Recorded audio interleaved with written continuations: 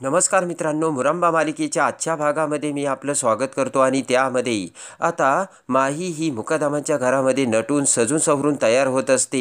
तेवढ्यात आता फोन करून माहीची मैत्रीण तिथे येते आणि माहीची मैत्रीण तिथे येताच आता माही खूप खुश होते आणि म्हणते की 1 मिनिटे थांब, मी आलेच असे म्हणत पळतच आता माही तिच्या मैत्रिणीला भेटायला जाते. आणि तिला बघताच माहीला खूप आनंद होतो आणि माही तिला मिठी मारते आणि त्यानंतर आता तिच्या गावातली ती मैत्रीण आल्यामुळे माहीला आनंद होऊन माही म्हणते की कशी आहेस तू? तर ती मैत्रीण म्हणते मी ठीक आहे. आणि त्यानंतर ती म्हणते की घरचे सगळे कसे आहेत? बाकी सगळं खुशाल आहे ना? अशी आता माही तिची विचारपूस करू लागते. तिची मैत्रीण आता विचार करत म्हणते की घरचे तर सगळे ठीक आहे, पण एक प्रॉब्लेम झाला आहे. पण सगळं काही व्यवस्थित होईल, तू काही काळजी करू नकोस, कारण माझी देवावरती खूप श्रद्धा असल्याची तिची मैत्रीण बोलते. आणि ती मैत्रीण म्हणजे दुसरी तिसरी कोणी नसून आता मीरा असते. आणि ती ऐकून आता माही म्हणते की मीरा, सगळ्याच गोष्टीमध्ये तू किती पॉझिटिव्ह विचार करतेस. आणि ते ऐकून आता माही म्हणते की हे बघ मीरा, तुझ्यासारखी असे ठाम मी राहू शकत नाही, माझा खूप मोठा प्रॉब्लेम आहे. तर आता मीरा म्हणते की तू कोणत्या परिस्थितीतून जाते ना माही, मला माहिती आहे. मीरा आता माहीला समजावू लागते. मीरा म्हणते की अगं संसारात या गोष्टी होतच राहणार, पण तू किती अक्षयची काळजी घेते, या घराची काळजी घेते, या घरातील सगळ्यांना समजून घेते, हे मला माहिती आहे ना. मीराने सांगितलेले असते की सून म्हणून तू या घराची किती काळजी घेतेस ते मला चांगलंच ठाऊक आहे, तेव्हा नक्कीच तुला यातून काहीतरी मार्ग सापडेल, असे आता माहीला मीराने सांगितलेलं असतं. मीरा म्हणते की अंबाबाई ना, तुझ्या या प्रयत्नांना सतत यश देऊन राहील आणि मी तुझ्यासाठी एक सरप्राईज घेऊन आले, थांब, असे म्हणत मीरा आता तिच्याकडील असलेली अंबाबाईची मूर्ती आता माहीला गिफ्ट म्हणून देते. तेव्हा ती मूर्ती बघून आता माही खूप खुश झालेली असते. आणि त्यानंतर आता माहीला प्रेमाने मीरा आता गजरे देते. ते बघून तर आता माही अजूनच खुश होते. मीरासुद्धा आता हसतच आता माहीकडे बघू लागते. आणि त्यानंतर आता माही म्हणते की अगं मीरा, आज ना आम्ही आमच्या घरामध्ये वुमन्स डे सेलिब्रेट करतोय, तू सुद्धा आमच्यासोबत चल आणि सेलिब्रेट कर. माही खुश होत म्हणते की मीरा, अगं मी कॉफी बनवायची सुद्धा शिकले, चल मी तुला कॉफी बनवून पाजते.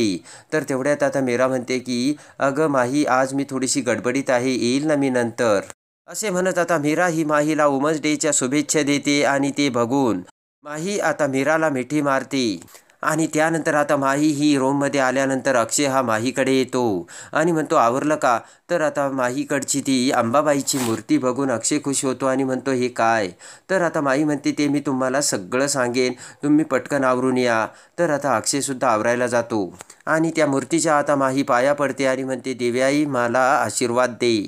इकडे आता वुमन्स डे असल्यामुळे मुकादमांच्या घरात सगळ्या बायकांनी नवनवीन साड्या घातलेल्या असतात आणि तेवढ्यात माही आता सगळ्यांना ते गजरे देते. आई आजीने सुद्धा आता गजरा माळलेला असतो आणि आई आजी सगळेजण आता खुश झालेले असतात. त्यानंतर आता माही ही सगळ्यांना म्हणते की आज वुमन्स डेच्या मी सगळ्यांना शुभेच्छा देते आणि वुमन्स डेमुळे आज मी तुम्हाला काहीतरी सांगणार आहे. तर सगळेजण आता माहीकडे बघू लागतात. आणि त्यानंतर आता माही म्हणते की खरं तर हा वुमन्स डे आहे ना, प्रत्येक पुरुषांनी साजरा करायला हवा.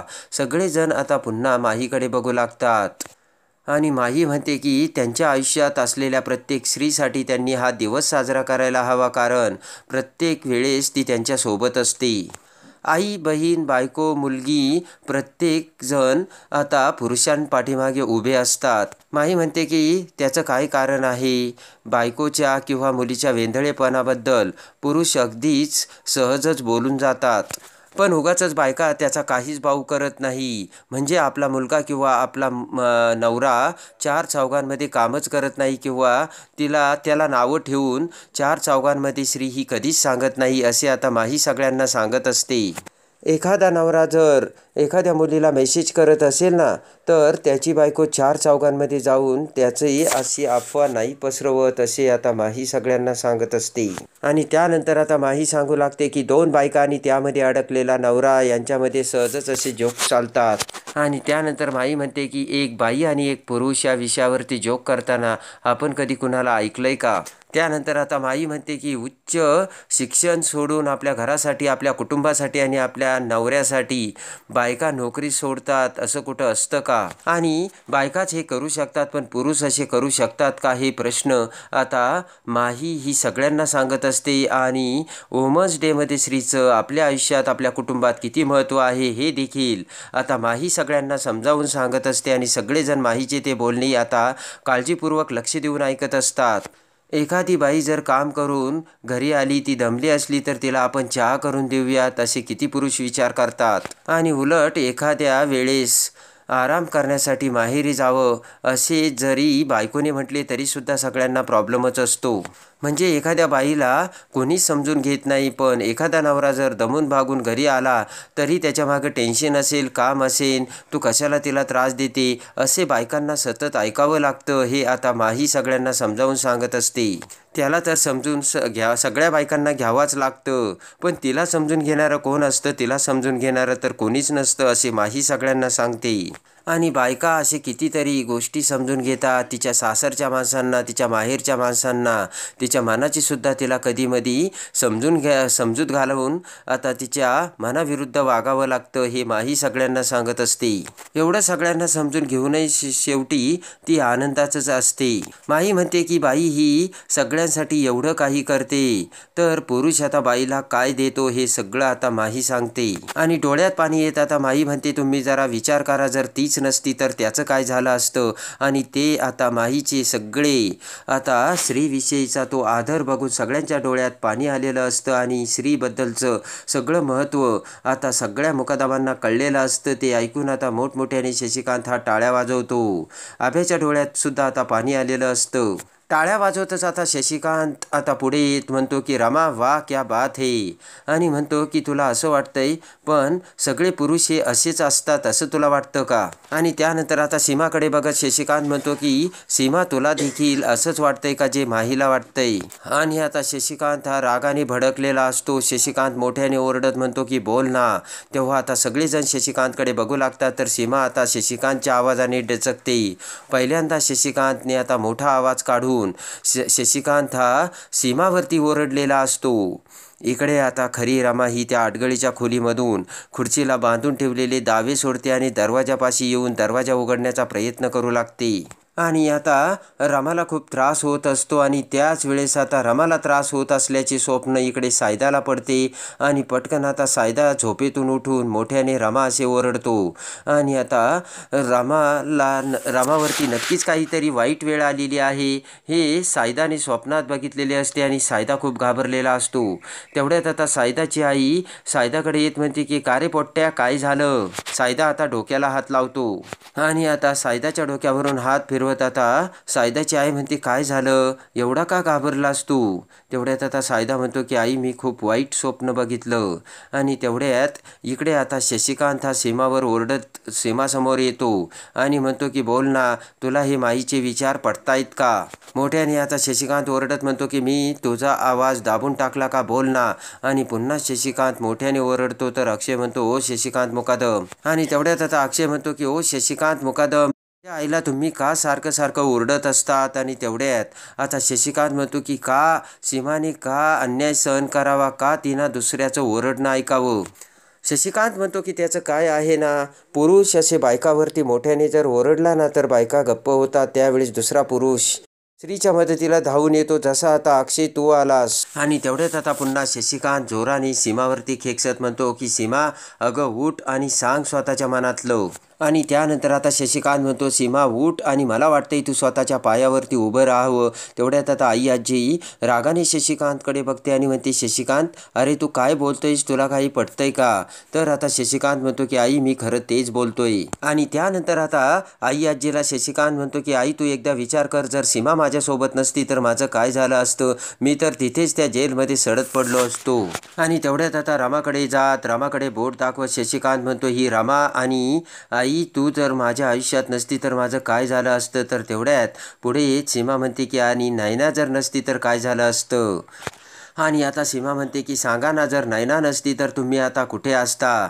सीमा म्हणते, मी सांगते, जर नैना नसती तर तुम्ही जेलमध्ये असता. तेव्हा आता अक्षय सगट, मयुरी, रमाकांत सगळेजण आता सीमाकडे बघू लागतात. आणि सीमा ही काय बोलते याचं आता कुणालाच काही कळत नसतं.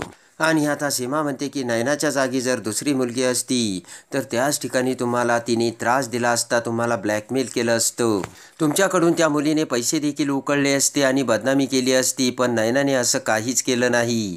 शशिकांत आता मान खाली घालतो तर अक्षय ते सगळं ऐकत असतो. आणि आता सीमा म्हणते की नयनाने असं केलं नाही कारण नयना ही चांगली मुलगी आहे आणि तुम्हाला वाटत असेल की नयना ही माझी सवत आहे म्हणून. आणि तेवढ्यात आता सीमा ही नयनाला हाक मारते आणि बाहेरून दरवाजातून आता नयना नटून थटून भरजरी नवी साडी घालून तिथे येते आणि सगळेजण आता नयनाकडे बघू लागतात. सीमा म्हणते की अगं नयना ये ना. नयना आता सीमाजवळ जाते आणि प्रेमाने सीमा आता नयनाच्या चेहऱ्यावरून हात फिरवत म्हणते की नयना माझी सखी आहे, माझी मैत्रीण आहे ती. सगळेजण आता सीमा आणि नयनाकडे बघत असतात. आणि आता सीमा हसतच म्हणते की नयना एक आई आहे, तिचा जीव तिच्या मुलासाठी तुटतो. आणि आता सीमा नयनाकडे बघत म्हणते की आजपासून नयना ही आपल्याच घरात राहणार आहे आणि आपल्या घरातली ती एक सदस्य बनून ती कायम आपल्या घरात राहणार आहे असे म्हणत सीमा आता प्रेमाने नयनाला मिठी मारते. सगळेजण आता सीमाकडे बघत असतात. हसतच आता सगळ्यांकडे बघत आता सीमा म्हणते कोण म्हणतं 2 बायका आणि 2 सख्या ह्या मैत्रिणी ह्या वैरिणी असतात म्हणून. तेवढ्यात ते ऐकून आता शशिकांत म्हणतो की सीमा अगदी खरं आहे तुझं. आणि तेवढ्यात आता ते ऐकून माही खूप खुश झालेली असते आणि माही म्हणते की yes woman day is about such a festival and असे म्हणतच आता माही पुन्हा गप्प होते. सगळेजण आता माहीकडे बघू लागतात तर अक्षय आता अवाकच झालेला असतो. And we are doing celebrating us असे म्हणत माही आता इंग्लिशमधून बोलत असतानाच आता अक्षय आता माहीकडे बघतो तर आता शशिकांत हा तोंडाला हात लावतो. आणि आता अक्षयसुद्धा मोठमोठ्याने हसू लागतो कारण रमा आता चुकीचं बोललेली असते. आणि अक्षय म्हणतो तसं नाही, we are a celebrating women's day together असं म्हणायचं असतं. तर आता माई म्हणते हो हो तसंच. आणि इकडे आता दुसऱ्या दिवशी सायदाची आई आणि सायदा उठलेले असतात. पटकन सायदा त्याच्या गाडीची चावी घेऊन तेथून जाऊ लागतो. ते बघून आता सायदाची आई म्हणते की पोट्ट्या कुठे निघाला. तेवढ्यात आता साई म्हणतो की हे बघ माई, ज्या वेळेस त्या निघून चालल्या होत्या ना त्यावेळेस आपण त्यांना विचारायला पाहिजे होतं तुम्ही कुठे जाणार आहात, कुठे शोधणार आहात आणि कुठे राहणार आहात. आपण तर त्यांना काहीच विचारलं नाही आणि आपण त्यांना असंच जाऊ दिलं. आणि आता सायदा म्हणतो की नक्की त्या त्यांच्या घरी पोचल्या असतील का, त्या कुठे असतील आणि काय करत असतील अशी आता सायदाला काळजी लागून राहिलेली असते. सायदाच्या मनात आता रमाविषयी अनेक प्रश्न येत असतात आणि सायदा म्हणतो की मला त्यांची आता काळजी वाटू राहिली तेव्हा माई काही जरी झालं तरी मला जायला हवं आणि त्या कुठे गेल्या त्यांना बघायला हवं. आणि ते ऐकून आता सायदाची आई म्हणते की अरे पोट्ट्या, एवढ्या शहरात तू त्या मुलीला कुठे शोधणार आहेत आणि तू तिच्याविषयी एवढा विचार करतो हे तरी त्या मुलीला समजलं असेल का. आणि तुझ्या मनात तिच्याविषयी एवढं काही आहे हे जर तिला कळलं असतं तर ती इथून गेलीच नसती असे सायदाची आई आता सायदाला समजावू लागते. आणि विचार करत आता सायदा म्हणतो की जोपर्यंत मी त्यांना शोधत नाही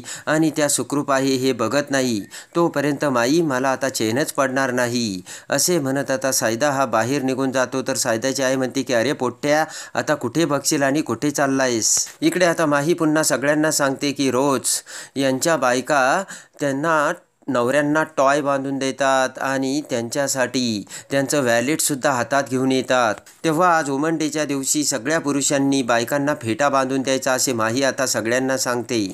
आणि आता सगळेजण एकमेकांकडे बघू लागतात. तिकडे माही म्हणते की जो पुरुष अगोदर त्याच्या बायकोला लवकर फेटा बांधून देईल तो विनर होईल. तर शशिकांत बोट करत म्हणतो यस. पटकन आता शशिकांत हा सीमासमोर येतो आणि त्यानंतर आता इकडे रमाकांत आई आजीला फेटा बांधू लागतो तर शशिकांत इकडे सीमाला. आणि आता शशिकांतला फेटा बांधता येत नसतो आणि त्या फेट्याचा पदर कधी सीमाच्या तोंडावर तर कधी सीमाच्या गळ्यावरती आता शशिकांत करत असतो. आणि सीमा आता शशिकांतकडे बघत असते आणि माही ही त्यांच्याकडे बघत आता खूप हसत असते. माहीला खूप मज्जा वाटत असते.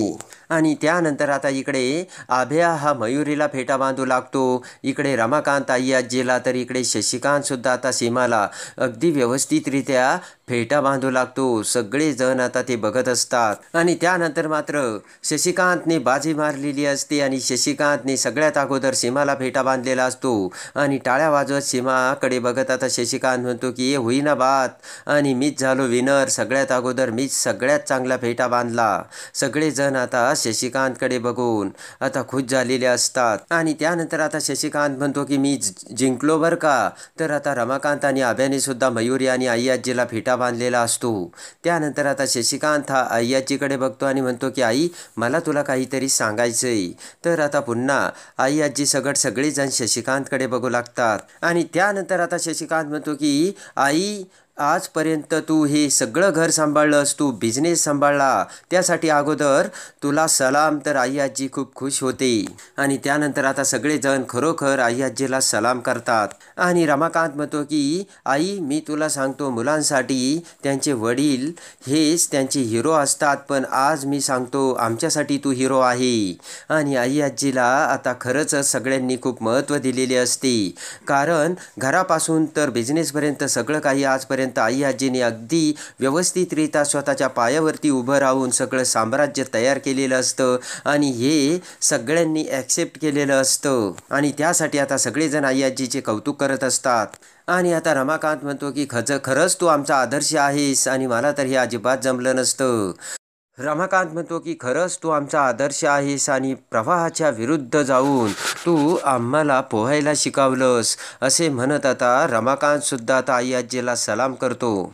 आणि त्यानंतर आता आभ्या म्हणतो की मयुरी ताई आम्ही भावंड आहोत ना, आम्ही सगळेजण सुखी आहोत असं काही नाही. आणि ताई तू आणि आमच्यामध्ये वादच होत आलेत, भांडणच होत आले, पण तरीसुद्धा तू स्वतःच्या पायावरती उभं राहून तुझं लाईफ सेट करण्याचा प्रयत्न करते, त्यासाठी तुला सलाम.